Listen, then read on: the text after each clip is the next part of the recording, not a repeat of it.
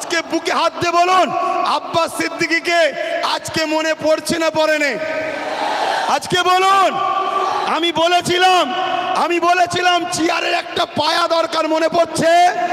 বলেছিলাম মনে পড়ছে? আজকে বলুন, টোটাল ভারতবর্ষে যদি বা বাংলা থেকে যদি 2-5টা নওশাদ সিদ্দিকীর মতো যদি সেন্টারে পাঠানো যেত, তাহলে বিল করার সাথে সাথে চেয়ার ছুঁড়ে মারত।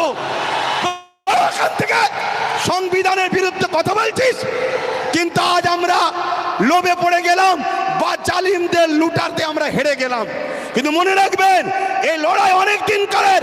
আগামী দিন অস্তিত্ব বাঁচাবার জন্য যেমন আমাদেরকে রাজপথে সংবিধানের অধিকার নিয়ে লড়াই করতে হবে, ঠিক তেমনি সংবিধানের অধিকার নিয়ে নিজেদেরকে বাঁচার জন্য, নিজেদের অকাপ বাঁচাবার জন্য একটা চেয়ারের পায়ারও দরকার আছে না নাই?